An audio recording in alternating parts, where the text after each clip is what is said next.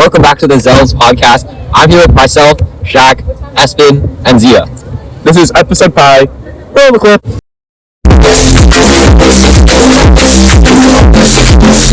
Zia, can you introduce your religious figure first? My religious figure is Saint Louis de Marquette. Now, everyone introduce your religious figures. Could you give us a little bit about your religious figure? Saint Louis de Marquette was born on August 12, 1591, near Fary-en-Brie-near France, and she also died in Paris on March 15, 1660. Alright, Espen, can you introduce your religious figure? My religious figure is Brian Massengill. He's a black priest in the Catholic Church and is also gay. He echoes Martin Luther's message, and he also teaches religious ethics. Alright, Richard, can you introduce your religious figure? My religious figure is Saint Martin de Porres.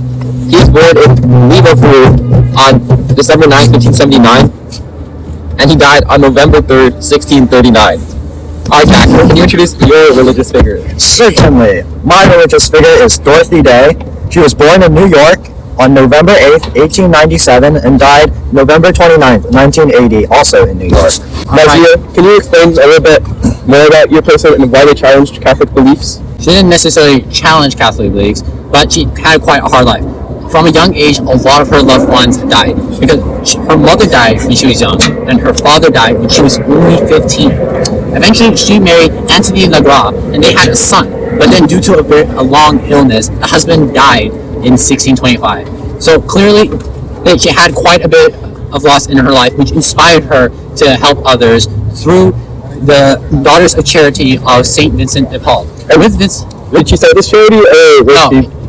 Vincent de Paul started this charity, but he certainly couldn't have done it without Saint Louis, because she worked incredibly hard to go around hospitals all over France and to spread God's love and message through the Holy Spirit. And through this, she also set up multiple new hospitals and churches to help everyone out. Did she evangelize people, or did she proselytize people? I do not believe she proselytized or evangelized anyone in particular. She just simply helped people through God. So she was an evangelizer, bringing people to God through her help. I suppose, yes, but nothing's ever mentioned where she actively tried to convert people. She just wanted to help people. She wanted to help those who were ill and those in orphanages. Okay, thank you for that, Zia. Now, could you tell us a little bit more about your religious figure? So he's a priest, and he's most certainly an evangelizer, and definitely not a proselytizer. He would never do such an abhorrent thing as proselytize somebody into the Catholic Church. Wise words. He wants everybody in the church to be respected and the dignity to be preserved and protected. He wants everybody in the world to be loved. And this is copying the message of Martin Luther King Jr., where he wants everybody in the world to be the same and love each other.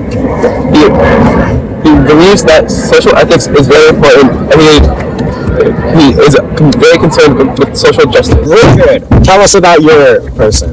So, I was said, Saint Martin de Porres was born in Lima, Peru in 1579. He was the illegitimate son of a Spaniard and a freed slave from either Panama or Native American or African American descent. He grew up in poverty, but he wanted to become down a position in the church, but he was discriminated against due to his mixed race and not allowed to be a minister. But despite this, he still moved up in the church position, even though he was discriminated against. Saint Martin de Porres was known for treating everyone well, regardless of their race, and he was most known for giving care for others during an epidemic, often visiting them and giving them support. So this way, he's similar to Zia's person. Yes. He also founded an orphanage, and his interpretation of the good news is to give other people God's gifts, which he spent most of his life doing. And he unfortunately died at age 60 due to illness. But St. Martin de Porres was beatified by Pope Gregory XVI on October 29, 1837, and later canonized by Pope John the 23rd on May 6, 1962. And he's now the patron saint of people of mixed race, innkeepers, barbers, public health workers, and more. Okay, Shaq, can you tell us a little bit about your religious figure? Certainly, Richard. My religious figure is Dorothy Day.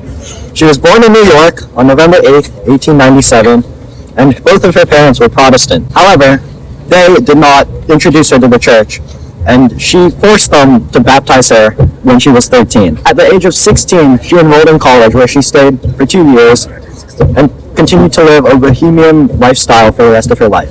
She was arrested for protesting outside of the White House. After having a child, she was considering becoming Catholic, openly Catholic, but her boyfriend did not like that. So, after she openly became Catholic, her boyfriend left her and her child. Throughout her years, she wrote over 20 books and many other news articles.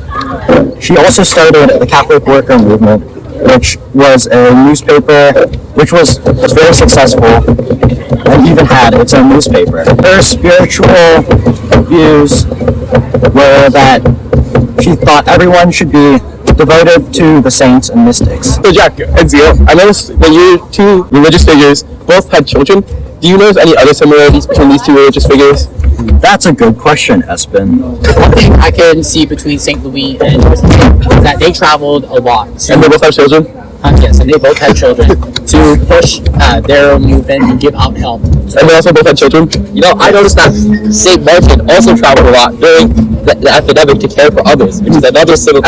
I noticed that both of our religious figures were discriminated against. But mine was because of their mixed race. Could you expand on how yours was discriminated against? Well, he was born in the 1980s, so his sexual orientation would be very different from the ideas of the time, and it would be very weird for him to come out publicly as a gay priest and express their sexual orientation. Which is why he was discriminated against. Yes. So as such, I think all of our religious figures kind of had the same interpretation of the good news, which is to spread God's message and love through the Holy Spirit. And Proselytizing. no, evangelizing. And all of the religious figures were for evangelizing and did not want to proselytize people and bring them into faith just to have them in faith. They wanted to have members of our community who would love being close to God. Wow. Thank you for listening to this episode of the Zealous Podcast. This was Richard, Espen, Zia, and Shaq. Keep on listening. Don't listen to what anybody else says. Have a good day. And enjoy this listen little more. sound.